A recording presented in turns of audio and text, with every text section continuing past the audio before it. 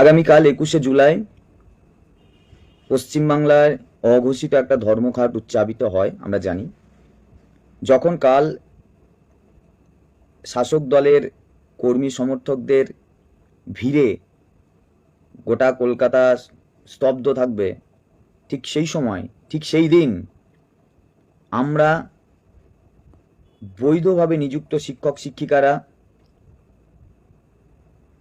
হাওড়া, মালদা, শিয়ালদা তিনটে স্টপেজ থেকে আমাদের দিল্লি যাত্রার টিম তারা দিল্লির দিকে রওনা দেবে। যে আমাদের আন্দোলন, আমাদের এই বিপাকে পড়ে যাওয়া এবং সেখান থেকে পরিত্রাণের জন্য বিভিন্ন রকম পদক্ষেপ নেওয়া, এই অসম লড়াইটা আমরা লড়ছি। যখন কিছু মানুষ এই চেষ্টাটা করছে, যখন কিছু মানুষ আতঙ্কে পড়াশোনা করছে আর কিছু মানুষ এখনো পর্যন্ত এই অসম লড়াইটা লড়ছে, তাদের সময়, তাদের শ্রম সব কিছুকে জলাঞ্জলি দিয়ে, আমরা দেখতে পাচ্ছি একটা অংশ তারা তাদেরকে ক্রমশ কটাক্ষ করছেন। তারা কারা সেটা আমরা জানি। যারা অক্ষম তারা কটাক্ষ করে, এটা স্বাভাবিক, কিন্তু তাতে আমরা আমাদের লড়াই, আমাদের কাজটা আমরা চালিয়ে যাব। কখনো ভবিষ্যতে যেন এটা মনে না হয় যে এই লড়াইটার এই জায়গাটা আমরা করতে পারলাম না। কোনো জায়গা ফাঁক রাখবো না। 100 জনকে পেলেও আমরা 100 জন মিলে আন্দোলনটা চালাবো, আর 50 জন পেলে 50 জন মিলেই আমরা আন্দোলনটা চালাচ্ছি।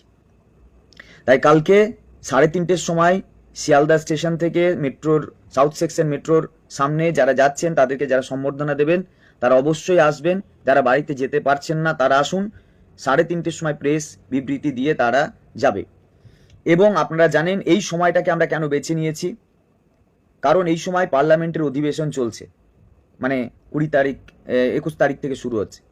তো 21 তারিখ থেকে পার্লামেন্টের যে অধিবেশন শুরু হচ্ছে, আমরা সেই সময়টাকে বেছে নিয়েছি। আমাদের ধারাবাহিক কিছু প্রোগ্রাম আছে ওই সময়টা।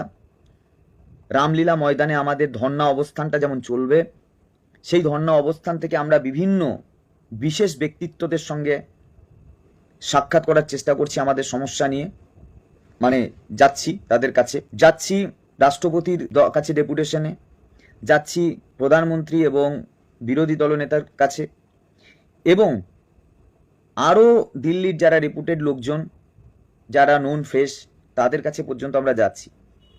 24 তারিখ আমরা দিল্লির প্রেস ক্লাব বুক করে দিল্লির যারা সিভিল সোসাইটির লোকজন আছেন, দিল্লির যারা শিক্ষক মহল আছেন, দিল্লির যারা বিশেষ ব্যক্তিত্ব আছেন, তাদেরকে দিয়ে আমরা আমাদের সমস্যাকে নিয়ে কনভেনশন করছি।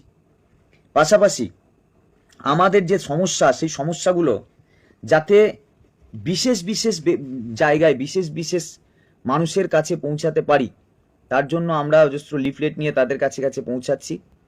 এবং এই লড়াইয়ে আমরা যেভাবে এগোতে চাইছি, যেভাবে আমরা যে প্রক্রিয়ায় করতে চাইছি, আমরা শেষ পর্যন্ত করব এবং পোস্টার প্রদর্শনী দিয়েও আমাদের আন্দোলনটা চলবে।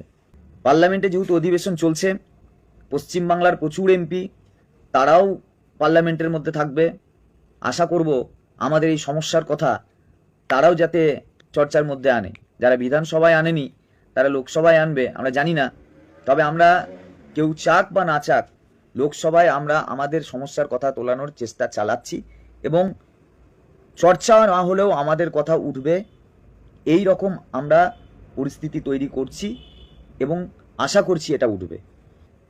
ইতিমধ্যে একটা রিভিউ লিস্টেড হয়েছে, আপনারা জানেন আমাদের কেসের সঙ্গে সংযুক্ত সুপার নিউমেরারি পোস্ট। আমাদের যিনি অপোনেন্ট লয়ার ছিলেন তিনি সুপার নিউমেরারি পোস্টের উপর একটা রিভিউ দায়ের করেছেন। কারণ আমাদের কেসটার সঙ্গে উনি রিভিউ করেননি, কারণ আমাদের কেসে ওনার যে উদ্দেশ্য ছিল প্যানেল খাওয়া, সেটা তিনি দাবি করেছেন এবং সেই প্যানেল খাওয়া হয়ে গেছে। ফলে এখানে তো আর রিভিউর কোনো প্রয়োজন নেই তার। তো যেটাতে রিভিউ করা ওনার দরকার এবং সুপার নিউমেরারি পোস্ট, সেটা উঠেছে, মানে সেটা লিস্টেড হয়েছে। ঠিক আছে, ওটা তো আমাদের সঙ্গে জুড়ে থাকলেও যদি কোনো ক্যাবিনেট মন্ত্রীকে উনি জেলে ভরতে পারেন, ওয়েলকাম। তবে পারবে না বলেই মনে হয়, কারণ শক্ত একটা বাংলা, পাতি বাংলার কথা আছে, খুব পাতি বাংলায়, শক্ত জায়গায় বিড়ালে হাগে না। সব মিলিয়ে আমরা আশা রাখছি যখন এই রিভিউটা উঠবে, আমরা তো আশাই রাখছি যে রিভিউ ওপেন কোর্ট হিয়ারিং হতে পারে, এই আশা আছে। কারণ এতগুলো রিভিউ আমাদের হয়তো এতদিন লিস্টেড হয়ে যেত, যেহেতু 180-র উপরে রিভিউ আছে, তাই সেগুলো সবটা এখনও ক্লিয়ার হয়নি। মানে একজনের হলো আরেকজনের হলো না, ব্যাপারটা নয়। তো সেই ক্ষেত্রে সেই জন্যই জানা যাচ্ছে যে একটু লেট হচ্ছে। তো মোস্ট প্রবাবলি হবে, আমরা সেই মাফিক কার্যকলাপও চালাচ্ছি।